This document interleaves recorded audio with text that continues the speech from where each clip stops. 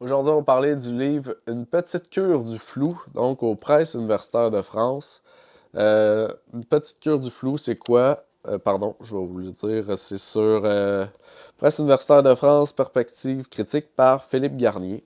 Donc, petite cure du flou, c'est quoi? C'est sur les petites absences, décrochages, distractions. Notre relation au monde visible est ponctuée de ces éclipses infimes face à ce qui réclame sans cesse notre attention. Écran d'ordinateur, de télévision, signaux, spectacles. Nous vivons dans l'intermittence du regard et de l'écoute, confrontés aux histoires les plus intenses, aux images les plus fortes. Nous cessons de perdre le fil de ce qui nous semble essentiel.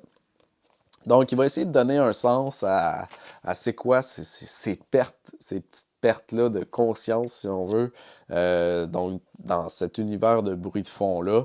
Euh, je dois vous avouer que j'en ai eu beaucoup à la lecture de ce livre-là. On dirait que c'était voulu, c'est ça qui est spécial parce que à des moments, je perdais un peu le fil parce que je partais dans mes idées ou dans d'autres choses, justement comme il l'explique. Mais on dirait que le livre est écrit pour que ça arrive. Fait qu'il y avait quelque chose il y avait quelque chose d'intéressant à ce niveau-là, parce que ben, t'en prends conscience, puis là tu te dis, est-ce que c'est voulu, est-ce que c'est pas voulu, ou est-ce que c'est juste un, un manque de continuité dans le livre qui fait qu'on décroche. Bref, ça, j'ai trouvé ça intéressant. Mais grosso modo, j'ai trouvé quand même le livre assez moyen. C'était peut-être trop subjectif. Il n'y avait pas vraiment d'appui scientifique. On était plus dans quelque chose de très subjectif, dans quelque chose de raconté. Euh, on va y aller quand même pour les citations intéressantes. Page 45, je trouvais intéressant au niveau de la religion. Bouddha, Mohamed ou le Christ dispensaient leurs paroles à un public mal attentif, chacun recueillant sa miette, manquant l'essentiel. Parce que c'est vrai, hein, la plupart des textes qui ont religieux, qui nous parviennent, en fait, sont des textes qui ont été écrits après la mort du prophète. Ben, on peut se questionner sur la validité du texte, puisque déjà, juste écouter une conférence, écouter quelque chose, ben, on va juste prendre les bribes.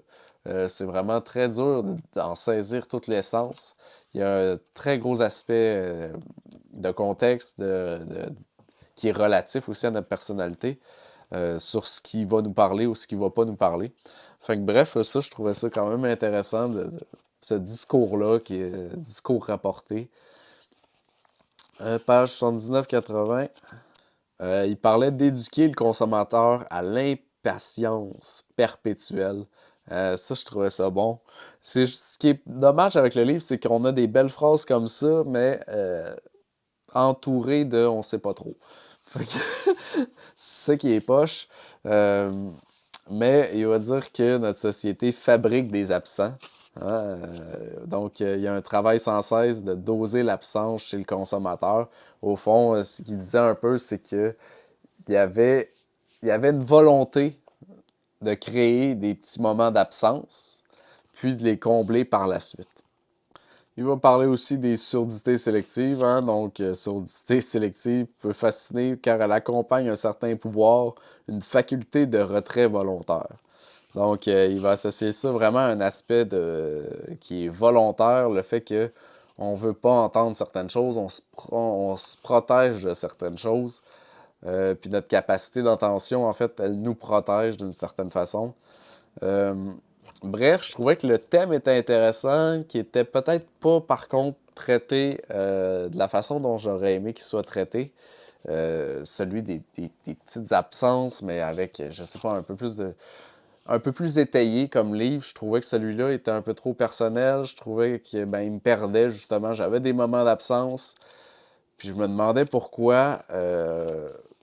Fait que, bref, le sujet, quand même, des absences, de tout cet aspect-là, de la capacité d'attention, puis du fait que cette capacité d'attention-là qui peut nous protéger parfois pour certaines choses, de quoi elle nous protège, pourquoi elle nous protège. Euh, la question du flou comme ça, de l'absence, c'est vraiment quelque chose d'intéressant à mon avis. Fait que, bref, bonne lecture.